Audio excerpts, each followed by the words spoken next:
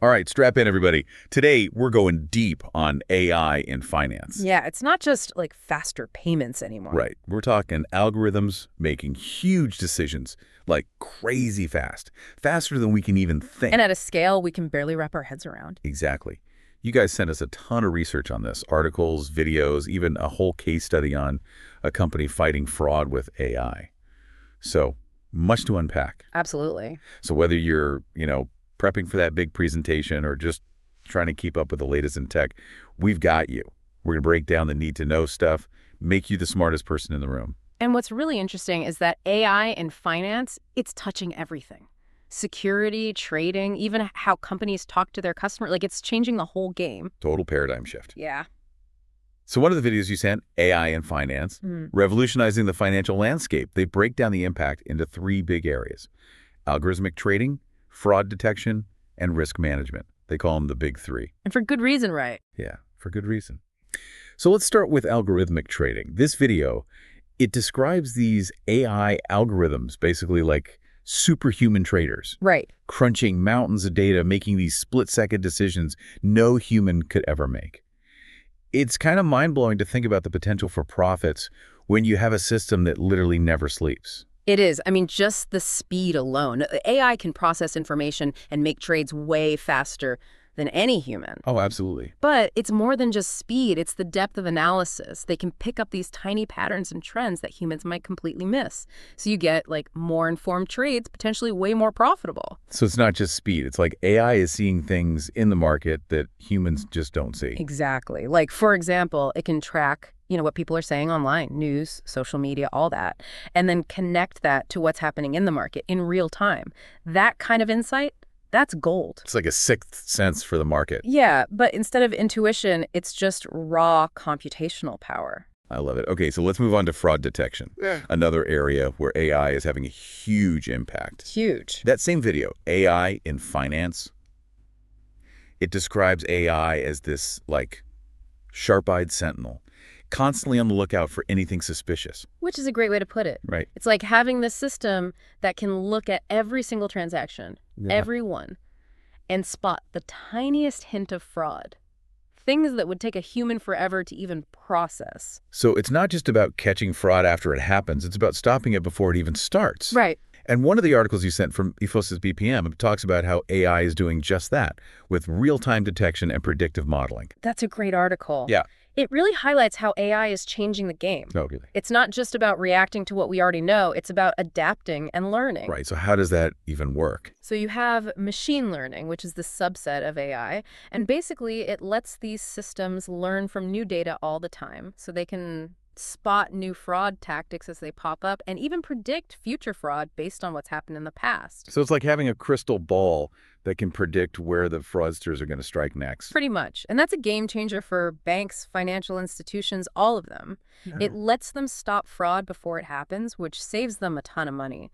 And of course, protects their customers. Absolutely. This Infosys article also goes into how AI and machine learning are just miles ahead of traditional rule-based software. They talk about fewer errors, a smoother experience for customers. It seems like AI is just better at catching in bad guys without hassling the good guys. Oh, for sure. Those old systems, they relied on fixed rules. Yeah. And fraudsters, they figure those out pretty quick. AI, though, it uses machine learning to always be analyzing new data and improving how it spots fraud. So it's way better at catching those complex schemes, and it's less likely to flag a normal customer for no reason. So it's not just faster, it's smarter and more adaptable. Right. It's learning and evolving all the time, which is crazy when you think about it. It is, and that makes it a much tougher opponent for the fraudsters who, are always trying to find new ways to game the system. Which, speaking of fraudsters, another video you sent, fraud detection. Yeah. Fighting financial crime with machine learning from Altixsoft. They point out that criminals are using AI too. Oh, yeah. It's like an arms race, right? Absolutely. It's a constant cat and mouse game. Totally. Fraudsters are using AI to create fake identities, even deep fakes. Whoa, really? Yeah, and they're automating their attacks. So basically they're using AI to steal from us. Pretty much. Wow. Which means the good guys, they got to stay one step ahead. Absolutely. This video also mentions how fraudsters, They take advantage of like global events, Oh, yeah. like the pandemic, Yeah. targeting people when they're vulnerable. It's awful, but it just shows how important it is to have really strong fraud detection systems in place. And systems that can adapt, because they're always coming up with new tricks. Exactly. But the good news is that AI is getting really good at picking up on those subtle things that we might miss. Like, I saw this example in the video about Uber. Oh, yeah. Yeah, they used AI to stop fraudsters who were creating accounts in like these weird patterns, like grid shapes. Some of them even looked like they were created in the water. Wait, what? I know, it's crazy, but the AI, it could see through all that. It's like the AI can see things that we just can't. Right. It's looking for patterns, connections, things that we wouldn't even think to look for. It's wild.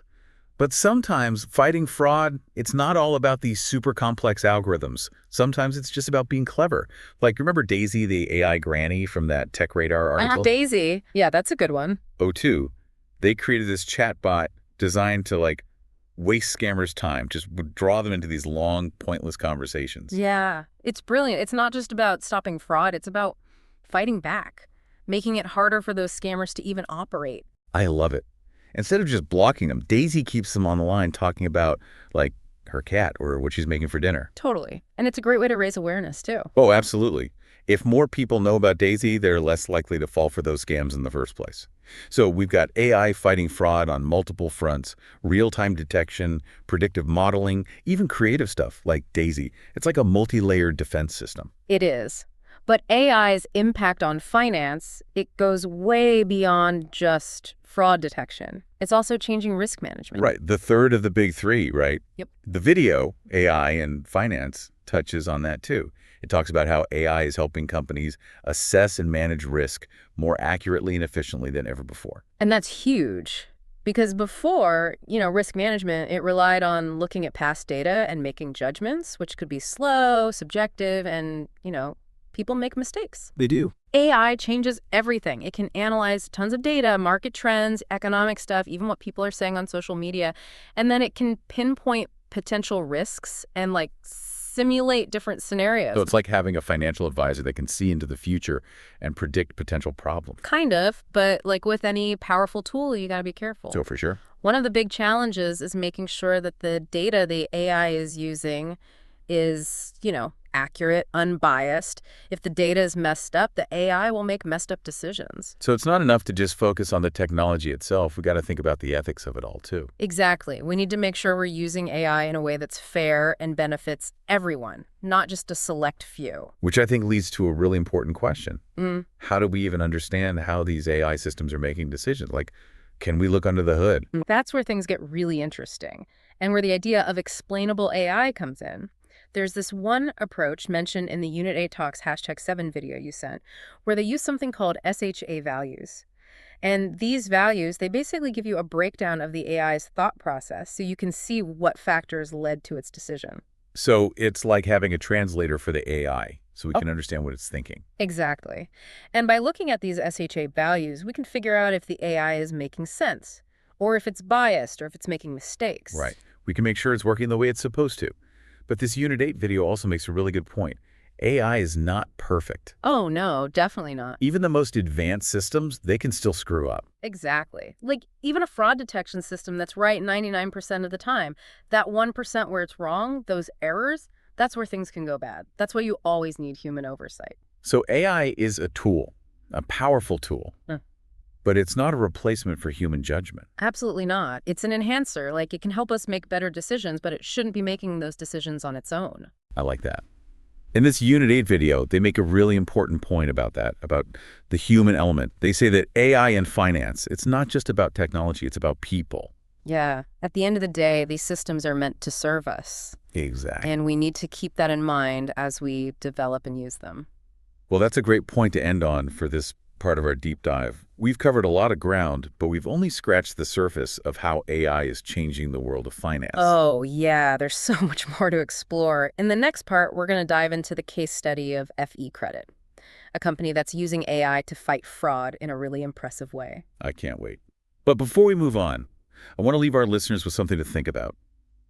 As AI systems in finance get more and more sophisticated, how do we make sure they're still working for us, that they're reflecting our values and ethics? It's something to ponder as we head into this new world. It's a big question, and it's one we all need to be thinking about. And it feels like with every new AI development, that question gets even bigger. We're talking about systems that can look at mountains of data, make decisions, take actions, all with like barely any human input. So how do we make sure those decisions are not just right, but fair? Like not biased and actually matching up with our values. It's a huge responsibility. Yeah. It really does feel like we're at this, turning point. We got to figure out how to use this incredible power of AI, but also how to keep it from going off the rails. You know what I mean? Oh, absolutely. And the tricky part is that these AI systems, they're only as good as the data they learn from. Yeah. If the data itself is biased or reflects existing problems in society, the AI is just going to spit those problems right back out. So we can't just focus on the tech side. We got to think about the human side, the ethics, all of that. Exactly. And that's why it's so important to have different voices at the table when we're building these AI systems. It can't just be the engineers and the tech people. Yeah. We need ethicists, social scientists, people from the communities that are actually going to be affected by these systems. It's like, imagine building a bridge. Okay. You need engineers to make sure it stands up, right? But you also need architects to make sure it looks good, that it fits into the landscape. Makes sense. Yeah, I get it. So with AI, we need to make sure it not only works, but that it works for everyone. It's responsible. Exactly. That Unit 8 video, they touched on this too. They were big on education, on people understanding this stuff. Like, it's not enough to know what AI can do. We need to know its limits, where it can go wrong. It's like, when you teach kids about internet safety. Yeah. It's not enough to know how to use the internet. You got to know how to use it safely, responsibly. Exactly. And with AI, that education piece, it's about building trust, making sure it's used to help people, not hurt them. Absolutely. One of the articles you sent, How is AI used in fraud detection? Yeah. From NVIDIA, they were really big on this idea of model explainability. Yeah. Basically, being able to understand how the AI is making decisions so we can be sure it's fair. That's huge. If we don't know how the AI is thinking, how can we trust it? It's like, imagine a judge making a ruling, but not giving any reasons, no explanation. How would you know it was fair? So it's not just about what the AI decides, it's about understanding why it decided that. Exactly. And that's where those SHAP values we talked about earlier, they come in. They give us that breakdown of the AI's thinking so we can spot those biases, those errors, and fix them. It's like getting a peek inside the AI's brain. Yeah, kind of. And by seeing how it's thinking, we can make sure it's thinking ethically, that it's making fair decisions. That it's actually working for good. This Unit 8 video also brought up another important point about constantly checking on these AI systems, evaluating them.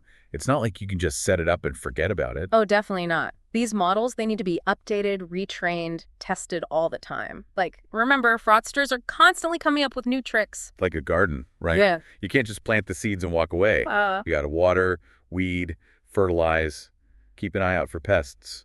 Exactly. And just like a gardener learns over time, gets better, we got to do the same with our AI systems. Get feedback, look at the data, do audits, make sure it's not causing any unintended problems. So it's a constant process of learning, tweaking, improving, always trying to make these systems more accurate, fairer, more helpful. Couldn't have said it better myself. The Unit 8 video actually gave a really cool example of this in action.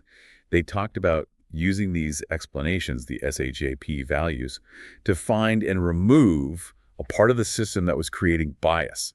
Like it was unfairly flagging certain transactions. And once they took that part out, the whole system was more accurate and fairer. That's such a good example. It's like a detective going over a case and realizing that one piece of evidence, it doesn't fit, it's actually misleading. Right. So they toss it out, and suddenly the whole case makes more sense. Exactly. So it's not about building a perfect system from the get-go. It's about constant learning, improving, getting better over time. It's a journey, not a destination. And on that journey, we're going to hit bumps, new questions are going to pop up, we're going to have to learn and adapt as we go. But if we approach it the right way, we can make AI work for everyone. Absolutely. It's about recognizing that AI, it's powerful, but it's a tool. Yeah. And we need to use it carefully, thoughtfully. And that kind of brings up another question I've been thinking about. Oh. What about laws and regulations? Do we need new rules specifically for AI? That's a big debate happening right now. Some people think the rules we already have are enough. Others think we need totally new ones, just for AI. It's tough, right? We want to encourage innovation, let this technology grow, but we also got to protect people, make sure it's not being used for the wrong reasons. One idea that's getting popular is this concept of explainable AI, basically building AI systems that can explain their decisions in a way that we can understand, so we can be sure they're fair, that they're not It's biased. like, requiring judges to explain their rulings, Exactly. lay out their reasoning, the evidence they used, that transparency, it makes them accountable. Mm, Exactly. And the same should apply to AI, especially when its decisions can have big consequences for people. absolutely. But even if we can understand how AI is making decisions, who's responsible when it makes a mistake? Is it the people who built it, the company using it, or maybe even the person using it? That's a tough one. It's like the whole debate about self-driving cars. If a self-driving car crashes, who's to blame? The car company, the programmer, the person in the car. These are questions we're going to have to figure out. It's like we're entering this uncharted territory. No map, no guidebook. Kind of exciting, kind of scary. It is. But just like those old explorers sailing off into the unknown, we got to approach AI with a sense of adventure, but also caution, and be ready to adjust as we learn more. And remember, AI, it's a tool. A powerful tool. And like any tool, it can be used for good or it can be used for bad. Absolutely. It's up to us to decide what kind of future we want to build with it. Well said. Speaking of real-world stuff, one of the articles you sent, How to Leverage AI to Prevent Fraud, a deep dive, it had this really cool case study of a company called FE Credit. They're a big financial institution in Vietnam, and they're using AI to fight fraud in some really impressive ways. FE Credit, they had a unique problem. They were growing really fast, like 30% of their new loan contracts were from brand new customers. Whoa, that's a lot. Yeah, and it made them a huge target for fraudsters. They needed a way to keep up with that growth and stop the fraud. Like, they were in a race against time. The faster they grew, the more vulnerable they were. Exactly. And they found the solution in AI. They partnered with a company called Hyperverge, which specializes in this stuff, and they implemented their system to, like, really crack down on the fraud. So what was so special about Hyperverge's system? What were they doing that was different? They had this multi-pronged approach. Like, they didn't just focus on one thing. They had several things working together. Okay, I'm curious. Break it down for me. What were these different pieces and how did they all fit together? So first, they did document verification, making sure the documents customers were sending in were real. That helped weed out the fake IDs and stuff, stopped a lot of identity theft right there. That's a good start. Hmm. But what about those cases where the fraudsters get their hands on real documents or they create those fake identities that can trick the regular systems? Right, so that's where the next level comes in.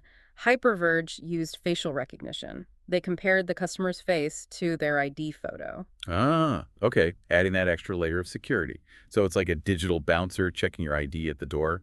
But even facial recognition, it's not perfect, right? What about those deep fakes, where they can make fake videos or pictures of someone else? That's a good point. So Hyperverge added another layer, liveness detection.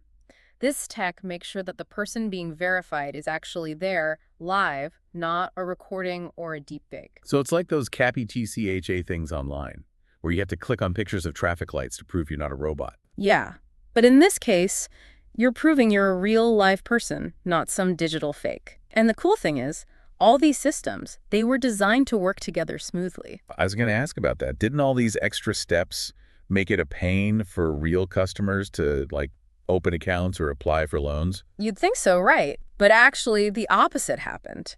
FE Credit saw their customer drop-off rates go down by 50%. Wow, that's amazing. How did they manage to make things easier while making security stronger? It doesn't make sense. It's because of how efficient and accurate AI is. The AI could process those applications way faster than humans, so there was less waiting. The whole process was smoother. So it was a win-win. Less fraud and a better experience for their customers. Exactly. It's a perfect example of how AI can do both. But like we've been talking about, we got to be careful with AI. We can't just blindly trust it. Oh, for sure. We need to understand how it works, where the data is coming from, and what biases might be hiding in those algorithms. Which brings us back to that idea of transparency. Being able to explain how the AI is making decisions and constantly checking up on it, making sure it's doing what it's supposed to. Absolutely. And that's where the conversation about AI in finance gets really interesting. It's not just about the tech anymore. It's about our values, our ethics, and how those things shape how we use AI. It's about making AI work for us, not the other way around, making it a force for good in the world. It Yeah. really makes you think, Yeah. how much AI is already a part of our money, our finances, without us even realizing it. And it's only going to get bigger from here. No doubt. But we got to be smart about it. Can't just jump in head first. Exactly. We've been talking about all this stuff, transparency, explainability, keeping an eye on these AI systems, making sure they're playing by the rules. But what does that actually look like in the real world? How do we make sure they're doing the right thing, that they're not making things worse, with bias and all that? It's a big challenge. Right. And it's not something one person or one company can solve. Right. We need everyone involved. The people making the laws, the companies using AI, the researchers, even just everyday people. Everyone's got to be part of the conversation. We need rules, standards, guidelines, a whole framework for ethical AI. Ethical AI, that's a good way to put it. Yeah. So it's not just about the tech itself, it's about the rules of the game. Exactly. And a big part of that is education. Oh, yeah. We need to teach the people building AI about the ethical side of things, and we need to help regular people understand how AI works, what data it's using, how it can be biased. It's like, teaching kids about internet safety. You got to teach them how to use it, but also how to use it safely. Exactly. With AI, that knowledge, it's what builds trust. And it helps make sure AI is used to help people, not hurt them. Makes sense. One of those articles, how is AI used in fraud detection? Yeah. From NVIDIA, they talk a lot about this model explainability thing. Being able to understand how the AI makes its decisions. They say if we don't know how it's thinking, we can't be sure it's fair. Couldn't agree more. That transparency, it's crucial. It's like, imagine a judge makes a ruling but doesn't give any reasons. No explanation. Yeah. How would you know it was fair? Exactly. We need to be able to look under the hood. And those SHAP values we talked about earlier, those can help with that, right? Mm-hmm. They show us how the AI arrived at its decision. They're a great tool for that. It's like getting a peek inside the AI's brain. And once we understand how it's thinking, we can start to spot those biases, those mistakes, and fix them. So it's not just about what the AI decides, it's about understanding why it decided that. Exactly. And that's what ethical AI is all about, making sure this powerful technology is used to benefit everyone, not just a few, and definitely not to harm anyone. Using AI to make the world a better place. I like that. Me too. So as we wrap up this deep dive into AI in finance, I think the big takeaway is this. The future of AI, it's not set in stone. It's a choice we make every day with every decision we make about how we build and use these systems. So AI isn't destiny. It's a path we choose. Well said. And we need to choose wisely, with our heads and our hearts. I like that, using both our smarts and our values. Exactly. Finding that balance between pushing the limits of what's possible and making sure we're not doing more harm than good, making sure AI serves us, not the other way around. Couldn't agree more. It's been a fascinating conversation. Hopefully everyone listening got a better understanding of this whole AI and finance thing. I hope so. It's a complex topic, but it's an important one. Absolutely. Thanks for joining us on this deep dive. We'll be back soon to explore even more cutting-edge tech and how it's shaping our world.